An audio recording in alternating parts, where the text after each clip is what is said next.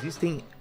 Os anjos foram criados de uma vez só ou eles são criados? Foram criados de uma vez só. Então o número de anjos São existe bilhões de bilhões. Ah, é isso? Eu achei que eram milhares ou centenas. Não, a Bíblia fala de milhares, miríades de miríades, tá? Bilhões. Então, tem mais anjos do que gente. E são milhões, um terço de... Então Não, bilhões. Bilhões, um terço de bilhões também é muito demônio também. São centenas de milhões, né? Então tem um demônio pra encher o saco de... Não, tem pelo menos alguns demônios pra cada um de nós. Lênia, tem um demônio agora te enchendo o saco. Mas tem mais anjo também, viu? Tem anjo também, pelo menos isso, né? Tem, pra cada demônio tem 3 anjos, né? Ah, é? É. Se foi um terço que caiu, 2 terços. Verdade, verdade. Então pra cada um tem 2, na verdade. E uma coisa que eu nunca entendi direito é assim, aquela hierarquia dos anjos, ela tá em forma decrescente de poder ou não necessariamente? Porque um querubim tá abaixo de arcanjo, não é? O arcanjo não, lá a hierarquia que nós temos clara é lá em Efésios capítulo 6. O maior deles é principados. Isso de demônios? Não, tá falando de... tá falando tanto de... No caso ali de Efésios 6 é demônio, mas você tem o arcanjo. Arcanjo, porque principados, no grego é arquês. Ah, é? Arquê. O que é o arqui-inimigo? É o grande inimigo. O maior inimigo. É o maior inimigo. Então, o arcanjo é o primeiro demônio, em termos de autoridade. Então tem arcanjo e contra ele tem o principado. Mas é a mesma palavra. Ah. Entendeu? E aí depois vem o quê? Depois vem potestades. E para anjo é o quê? Não tem mais. No caso, por exemplo, de demônios, tem um monte de coisa, mas de anjo não tem mais. No anjo você... tem querubins... Sim, mas aí já são diferentes. Por exemplo, os querubins e os serafins são seres celestiais que assistem no trono de Deus.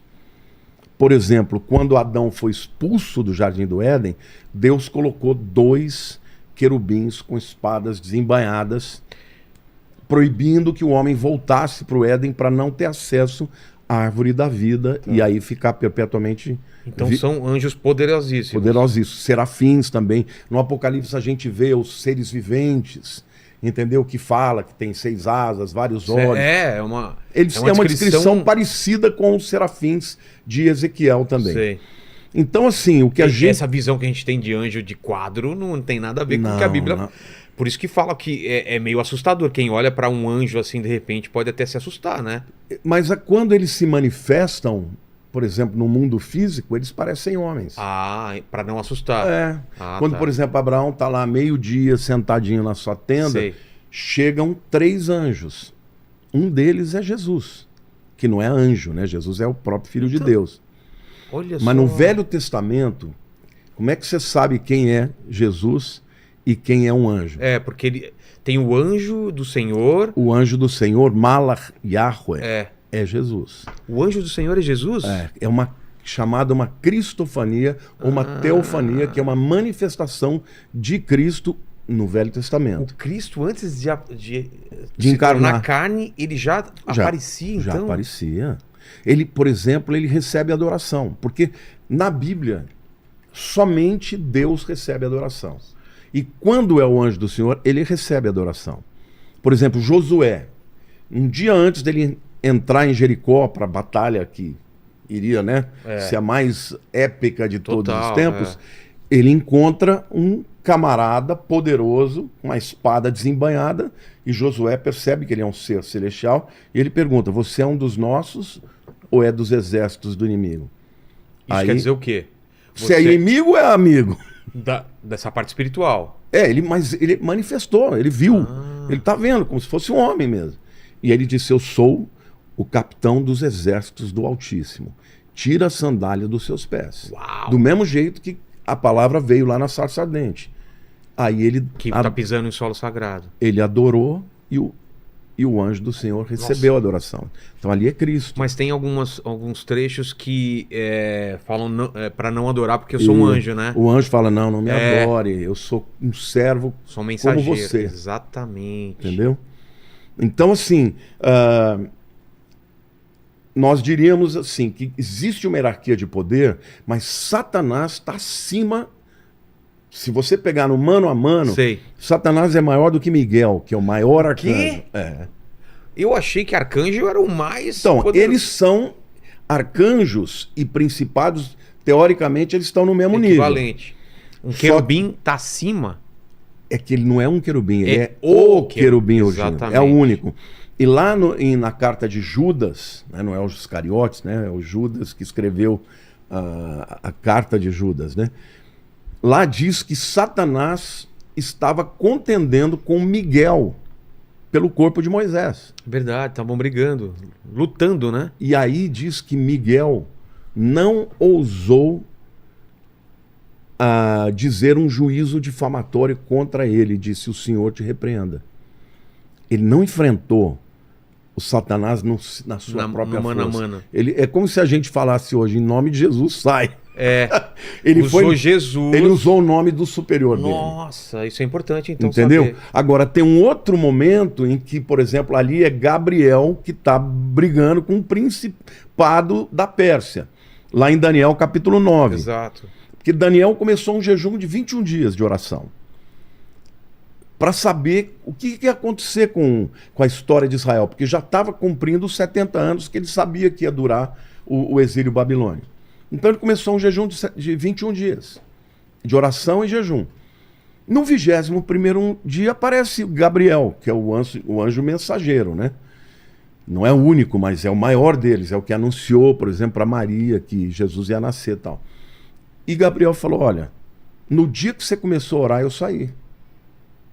Só que, no meio do caminho, o príncipe da Pérsia me impediu. Não é o príncipe humano, porque é outra guerra, né? No mundo espiritual. Outra guerra. Aí ele disse: mas eu clamei a Miguel, o arcanjo, e ele veio me ajudar. E aí então eu vim. Mas isso é interessante, né, pastor? Porque estamos falando de... Existe todo um reinado, uma hierarquia no mundo espiritual que reflete aqui. O rei da Pérsia, ou seja, ele tem um domínio espiritual numa região, correto? Sim, você tem um principado em cada país. Até hoje em dia. Até hoje. Tipo, na América do Sul, no Brasil. No Brasil você tem um principado. Que meio são os poderes, que domina é organizadíssimo. Satanás, ele no seu império, ele não tirou, vamos dizer assim, a hierarquia que existia no mundo espiritual que Deus criou. Então existem impérios demoníacos para cuidar de cada país ou região. Sim, assim como áreas específicas, né? Por exemplo, se principados ele tem controle sobre, por exemplo, uma determinada nação, você tem potestades que atuam em áreas específicas. Por exemplo, mídia. Eles são principados do ar. Eu não tenho dúvida. Por que hoje televisão, mídia, internet é uma coisa tão tremenda? Ô Vilela, eu não sei se você vai acreditar, porque é uma coisa assim que é uma experiência que eu tenho. Tá. Toda vez que eu vou fazer uma live em que eu vou falar do anticristo, toda vez, alguma coisa acontece na internet. E vai dar problema aqui hoje, então. Não. Mas já deu uns problemas aqui quando a gente tá falando de inferno, umas coisas. Apagou a luz aqui. Foi. Não, literalmente tá cai. barrado aí. E assim, eu tenho que parar, eu tenho que orar. Eu olho e tá tudo certo, mas... Tem um certo controle, então, né? Eles atuam nessas áreas, porque são áreas importantes que podem ser usadas tanto para propagação do bem quanto do mal, entendeu? Para falar para milhões, né? Então, assim, existe essa hierarquia e quando eles entram em clash, né, em luta, o que eles fazem? Eles estão, na verdade, usando o poder que eles têm, mas é óbvio que se um arcanjo ele tiver que cumprir uma vontade de Deus, ele usa o nome de Deus para poder passar por cima. Né? É isso, pastor, por exemplo.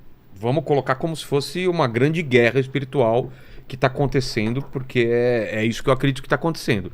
Aí um arcanjo tem que entrar no território brasileiro dominado, ou no território dominado por um principado, uma potestade. São principados. Né? Não, do mesmo jeito que existe uma potestade do país, você tem um arcanjo do país. Ah, tem um arcanjo designado e uma potestade. E eles estão em guerra. Como é que a gente sabe disso?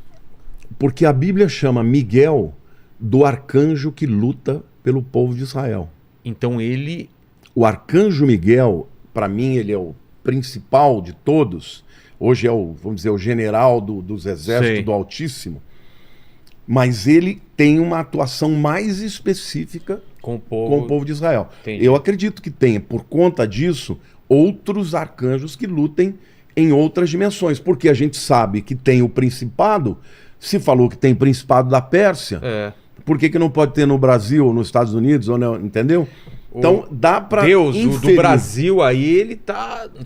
Precisamos de reforços aí, né? Tá uma guerra maluca aí, né? Não, no final dos tempos, a luta vai ser cada vez pior. Porque parece que o mal tá crescendo, não tá? Parece... Ou é só uma impressão? Não. Sempre teve mal e só porque a gente tá vivendo agora dá a impressão que o mal é maior? Não, Jesus disse, né, que o mal se multiplicaria. A iniquidade, por se multiplicar a iniquidade, o amor de muitos esfriará. Então, vai piorar. Então, vai aumentar o mal. A gente vê também um esfriamento, né? Pessoas que não têm uma vida espiritual, que têm uma vida muito material. Aqueles que tinham começam a deixar de ter, né? Entendi. É o esfriamento. O que é o esfriamento? Da fé, do amor. Acho que o esfriamento é pior do que o ódio, do que o mal, né? Porque a pessoa não tá nem aqui nem ali, ela simplesmente não liga, né? Ela simplesmente vive uma vida à parte, né? É o que Jesus fala, né? Na igreja de Laodiceia, de você é morno, né? Eu vomitarei, como que é? Porque você não é nem frio nem quente. Era melhor que fosse frio ou quente. Por causa disso, eu estou para te vomitar da minha boca. O morno é a pior coisa, né? Porque... Pior, né? Porque ele não é nem frio nem quente. Ele não é nem crente e nem ímpio. Ele não é nem ateu. Ou seja, para Deus, aos olhos de Deus, é pior uma pessoa que diz que é, mas não é, do que o cara que diz que não, sou ateu mesmo. Exatamente. Entendeu? Então esse é o tempo. Agora, isso é resultado do quê? De uma batalha espiritual.